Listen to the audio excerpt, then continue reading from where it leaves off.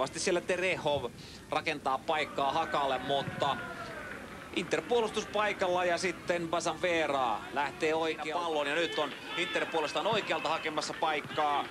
Deberio ja sitten keskelle, nyt on paikka kotijoukkueelle ja meneekö sinne? Ai, Flores oli aivan vapaassa paikassa.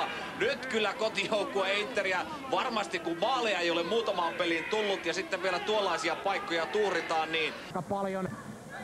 Yhtään karvaa ei taida päätä koristaa tällä hetkellä.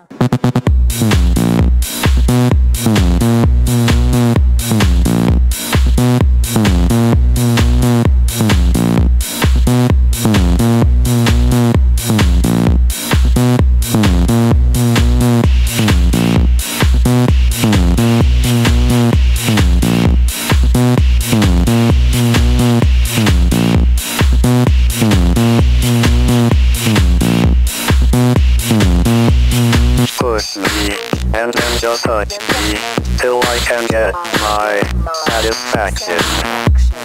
Push me, and then just touch me, till I can get my satisfaction.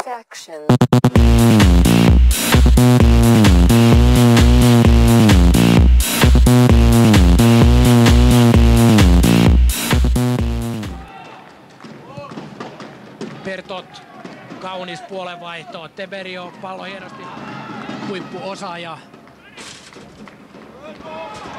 Nyt on Deberio. Kansalaisuutta tässä porukassa on näytillä. Nyt lähtee Korpatse laidalta liikkeelle. Bertot ei kuitenkaan syötä sinne. Alvarez on ollut hyvä toisella puoliajalla. Hänen syöttönsä Tumanolle ja nyt on Interillä paikka. Liian pieneen kulmaan ajautuu Tumanto, syöttö takaisin Alvarezille, Alvarez takatolpalle ja nyt on Bertot maali tekijänä 1-0. Olipa kaunis, lopulta todella kaunis kuvio, jossa maalitekijänä on Aristides Bertot. Hän saa Alvarezilta hienon syötön ja tässä oli kyllä arkkitehtina Alvarez, joka on saanut todellisen piristysruiskeen tauolla. Nimenomaan, että Alvarez ohitti ensin Jensenin, joka mielestäni myi itsensä todella halvasti tuolla vasemmalla puolella. Ryntäsi aika hölmösti palloa ja Alvarez pääsi. Bertotille. Alvarez nousee viereltä, sen tietää Bertot ja nyt on paikka ampua, mutta hiukan saa siinä vastustajan monon väliin. Pallo käy ylärimassa. Kiertää sen pallon sinne luukulle. Moilanen selvittää tilanteen, mutta selvittää vain osittain, menettää pallon ja nyt on Alvarezin maalipaikka. Sinne menee, Bertot syöttää ja Alvarez pystyttää kauden 10. maalin kierteisenä. Pallo tulee hyvin siihen etutolpalle, Bertot pääsee ampumaan ja nyt on paikka tasoittaa tämä ottelu ja sinne menee 2-2.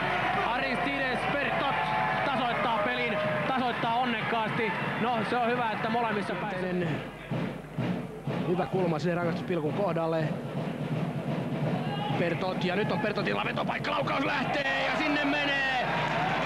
Aristides Bertot upottaa 8. kerran pallon maaliin tämän kauden aikana ja kyllä nyt Allianssin puolustus jähmettyy käsittämättömällä tavalla paikoilleen ja maalijuhlathan tästä on luvassa 1-1, kun peli on pelattu 8 minuuttia. Ja pistää laidalle, josta Korpatse antaa ylös ja sitten Niskala pääsee keskittämään ja Perto tulee aivan avopaikkaan ja pistää ohi Panu Toivosen. 31 minuuttia oli Valkeakoskella pelattu. Ei keskitä, vaan antaa pallon Parmolle ja Korpatse saa itse pallon, siirtää sen keskelle ja nyt menee maali!